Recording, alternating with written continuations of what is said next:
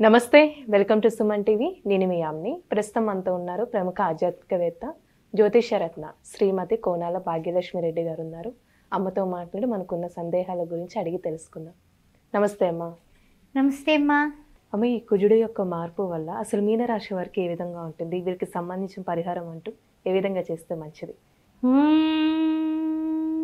శుక్లాంబరధరం విష్ణుం శశివర్ణం చతుర్భుజం ప్రసన్నవదనం ఛాయే సర్వ విఘ్నోపశాంతయే. ఓం శ్రీమాత్రే నమః. ఓం గంగణపతే నమః. ద్వాదశ రాశుల వారికి ఏ విధంగా ఉండబోతోంది? మిథునంలోకి కుజ భగవానుడు వెళుతున్నాడు అనే విషయాన్ని ఇప్పుడు మనం తెలుసుకుందాం. మరి ఆస్ట్రో భాగ్యలక్ష్మి అని ఈ ఛానల్ని సబ్స్క్రైబ్ చేశారా? లైక్ చేశారా?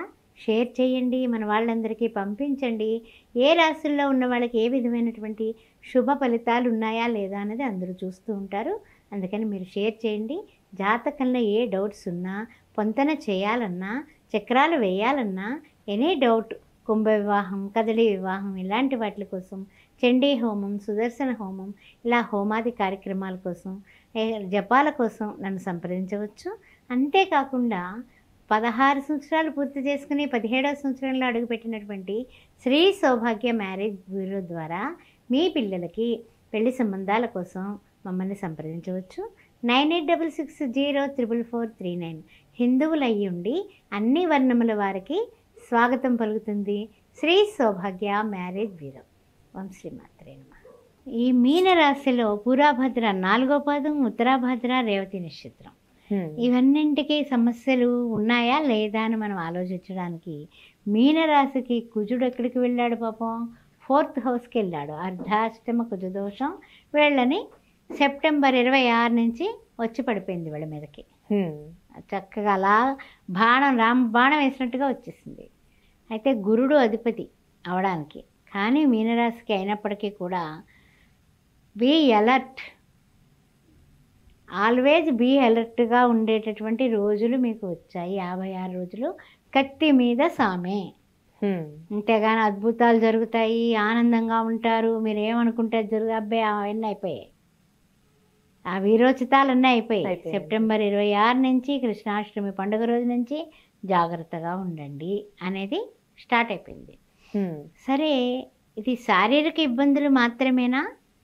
ఏ ఇంజరీలు జరిగో, దెబ్బలు తగిలో, లేకపోతే ఏదైనా హాస్పిటల్ వెళ్ళి మనం కట్టించుకునో, లేకపోతే ఏదో ఒక తలకాయ నొప్పి వచ్చిందనో, మానసికంగా ఆలోచనలకి కూడా రుగ్మతలు. ఆలోచన ఏంటంటే మనం ఏదో ఆలోచిస్తాం, ఆ పనులు అవ్వో, దానికోసం బెంగెట్టుకుంటాం, అది కూడా రుగ్మతే కదా. అలాగే జరుగుతుందా? లేకపోతే ఇంకేంటి అని ఆలోచిస్తే అన్ని రకాల ఇబ్బందులు, శారీరకంగా మానసికంగా ఇబ్బందులు. ఆలోచనలో కొలిక్కి రావు. వచ్చినటువంటి ఆలోచనని మనం ఆచరణలోకి పెడితే, మనం అక్కడికి వెళ్ళి ఏదైనా కొత్తది పెట్టుబడి పెట్టామనుకోండి, గాల్లో ఉంటుంది, అది ఒక కొలిక్కి రాదు. అప్పుడు ఎలా? ఏదో స్టాకు వ్యాపారస్తుడు ఉంటాడు, స్టాక్కి ఆర్డర్ ఇస్తాడు, అది కాస్త పంపించామని వాళ్ళు అంటారు, మనకేమో రాదు, మనకేమో డిమాండ్ ఉంది, మనకి లాస్ ఎవరు అవుతున్నారు? మనం అవుతున్నాం. పైసలు కడుతున్నాము, పైసలు రాలేదు, స్టాకు రాలేదు, మధ్యలో ఉంది. అలాగా కొన్ని మాయ కింద ఉంటాయన్నమాట. మాయ కింద ఉంటుందన్నమాట పరిస్థితి. అదే కాకుండా కొంచెం చెప్పాలంటే కుటుంబ సభ్యులకి అనారోగ్య పరిస్థితులు కనపడుతున్నాయి. అయితే ఏంటంటే రవి కూడా షష్టమం నుంచి సప్తమంలోకి, సప్తమం నుంచి 56 రోజుల్లోని కూడా అష్టమంలోకి కూడా రవి మారడం వల్ల ఈ వీళ్ళకి అనారోగ్య సమస్యలు, తర్వాత కుటుంబ సభ్యులకి అనారోగ్య సమస్యలు, దీనివలన కూడా టెన్షన్స్ అంటే రకరకాల టెన్షన్స్. ఇప్పుడు స్పీడ్గా బండి నడిపామనుకోండి, డమాలు పడితే ఏదో ఒకటి కొంచెం చిన్నగా వచ్చుకున్నా ఏదో ఒకటి, రక్తం కళ్ళ చూసారంటూ ఉంటారు కదా, ఆ విధమైన తలకాయ నొప్పులు. ఎంత జాగ్రత్తగా ఉంటే అంత మంచిది. తర్వాత ఆర్థిక సమస్యలు, డబ్బులు ఖర్చు అయిపోతూ ఉంటాయి. హాస్పిటల్ దేనికి వెళ్ళినా ఇప్పుడు వేళ రేపు 5 రూపాయలు 10 రూపాయలు పోయాయి కదా, 100,000 1000లోకి వెళ్ళిపోయాం కదా. అందువల్ల డబ్బులంతా ఖర్చు అయిపోయి ఆర్థిక ఇబ్బందులులోకి పెడతారు. తర్వాత చూసినట్లయితే కనుక కొంచెం గొడవలు ఎక్కువ అవుతాయి. నాలుకని చాలా జాగ్రత్తగా వాడాలి, హితంగా వాడాలి, పొదుపుగా వాడాలి, మితంగా మాట్లాడాలి. కొంచెం మరి ఈ విషయంలో ఇబ్బందిగా ఉన్నప్పటికీ కూడా చెప్పక తప్పడం లేదు, చాలా జాగ్రత్తగా ఉండండి. అయితే ఏమైనా శుభకార్యాలు జరిగే అవకాశం ఉందా? అయితే ఏంటంటే కనుక కొంచెము శుభకార్యాల నిమిత్తం మీరు ముందుండి మాట్లాడకుండా మీ పెద్దవాళ్ళ చేత మాట్లాడిస్తే ఏమైనా కొలిక్కి రావచ్చు. కానీ కొంచెము వాటికన్నా కూడా మళ్ళీ వాటిలో కూడా ఏమైనా విభేదాలు వచ్చే సూచనలు ఉన్నాయి. కొంచెం జాగ్రత్తగా ఉండండి శుభకార్య విషయాల్లో.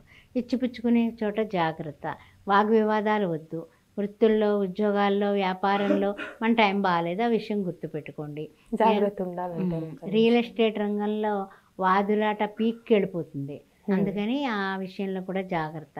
ఏదైనా సరే స్థిరాస్తులు అమ్మడాలు, కొనుగోళ్ళు అలాంటివి ఏం పెట్టుకోకండి. కాస్త 56 రోజులు జాగ్రత్తగా ఉండండి. అయితే అమ్మ, ఈ రాశి వారికి సంబంధించి ఎలాంటి పరిహారం చేస్తే మంచిది మరి? అంటే వీళ్ళు ఏమనుకుంటూ అసలు సంకల్పం చెప్పుకుంటారు కదమ్మా, అక్కడ చెప్పుకునేటప్పుడు నేను ఇన్ని కష్టాలా అని నిరాశపడకండి. మమ చంద్రగ్రహ వసాత్తు అర్ధాష్టమ కుజగ్రహ నివారణార్థం అని అనుకొని కందులు తీసుకొని, కందిపప్పు తీసుకొని రోజు కూడా ఒక 3 దోసెళ్ళు పక్కన పెట్టి మంగళవారం దానం ఇస్తూ ఉండండి. అది ఒక రెమెడీ.